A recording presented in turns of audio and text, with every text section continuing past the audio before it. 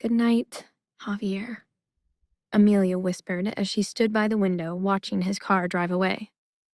The red lights glowed faintly before disappearing into the night. The small apartment was quiet, a heavy silence enveloping her. She turned on the light, illuminating the basic furniture, a couch, a coffee table, and a lamp. The walls were mostly bare, except for a single painting of bright sunflowers. A few unpacked boxes lingered in the corners, remnants of her swift move from the villa. Only then did she turn on the lights. Amelia picked up a folded stack of clothes from the couch's armrest and carried them into the bathroom. The apartment still felt foreign, more like a temporary stop rather than a home. Under the steam of hot water, Amelia replayed the bus events in her head. She was glad they'd cleared up their misunderstandings, but she was still unsure of Javier's role in her life. Amelia lay in bed under a thin blanket, staring at the dark ceiling. The apartment was silent, a stark contrast to the big villa she was used to. The creaks, distant staff murmurs, and Max's laughter. A tightness formed in her chest as she thought of her son, his sweet smile and endless questions. Although the villa would never be her home, Max was always just a few steps away. She sighed, worried about talking to Javier about how to split Max's time between their homes. She imagined his domineering tendencies and defensive attitude, knowing that any change would probably cause a fight.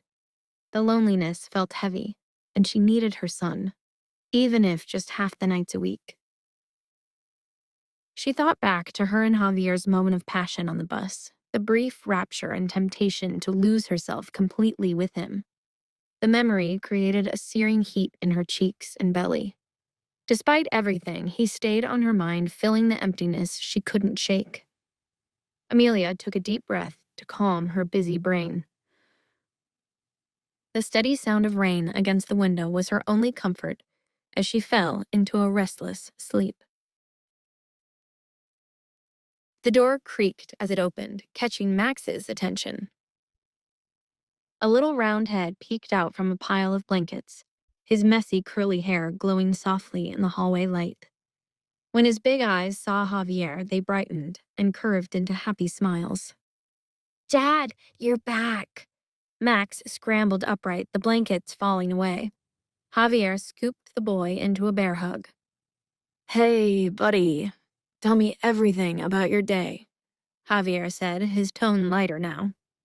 Max craned his neck, peering expectantly behind Javier. Anticipating his son's question, he spoke tenderly. "It's just me. If you miss her, you can call her at her new apartment." Max's hopeful expression faded, and his small shoulders slumped as he sank back into the bed, his lips jutting out in a dramatic pout. "Oh, are you gonna forgive Mom for missing your birthday? If you stay mad at her forever, she's never gonna come back." His son's words clenched his heart. He wanted Amelia to come back just as much as he did. Javier caressed Max's little cheek and spoke gently. "Hey, I'm not mad about that, okay? Sometimes grown-ups just need their own space. But I saw her today, and she told me she can't wait to see you." The little boy folded his arms and sat up, as if preparing to impart the wisdom of a sage. "A lot of girls at school like me because I'm nice. The other boys make fun of them, but I do funny dances to make them laugh and tell them when their drawings are pretty. Girls like it when you're sweet, Dad." Was this little rascal trying to wingman him on how to win over his mom? It was probably going to take more than a funny dance. Javier smiled at his meddling son. "That is very wise advice. Those girls are lucky to have a kind classmate like you." Finally, he stood and tucked Max back under the covers. "I think it's time for bed." Shaking his head, he switched off the lights and headed for the door. Maybe I should take relationship advice from a 5-year-old. I'm doing a pretty pitiful job on my own. After work, Amelia lounged on her couch, flipping through a book she had bought that day. The quiet hum of the city outside was her only company, besides the soft blanket draped over her legs. Living alone left her with plenty of time, but the silence echoed the void inside her. She sighed and tried to focus on the story, until her phone rang. Seeing Charles's name, she hesitated, still feeling awkward about last night's events. After some deliberation, she answered the call. But it wasn't Charles, it was his mother. Amelia breathed a sigh of relief.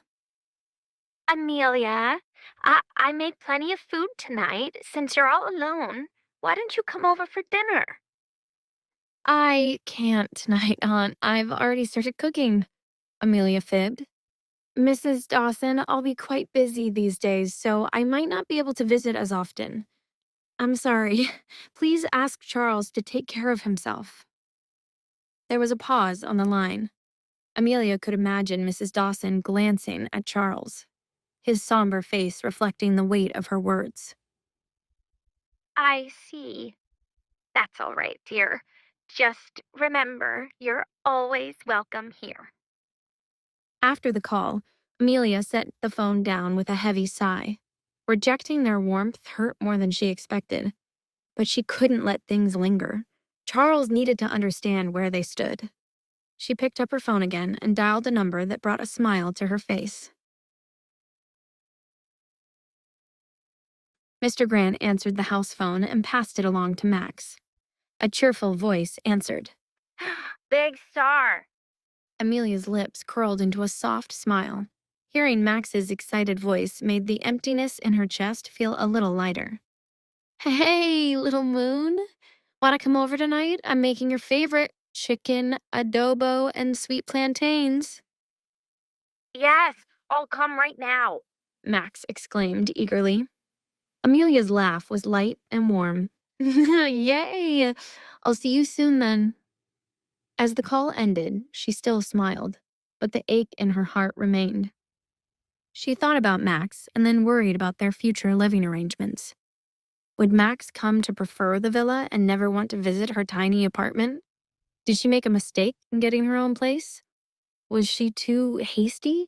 Or perhaps moving into Javier's in the first place was the mistake.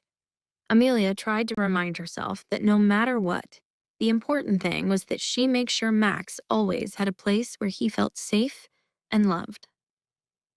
Amelia stirred the pot in the small, cozy kitchen, the smell of spices filling the air. As she moved to check on the rice, the doorbell rang. Mom, I miss you so much. Max's excited voice echoed before she could even open the door. To find out what happens next, download the Pocket FM app in the next minute to get free access to all episodes of The Royal Accident for free.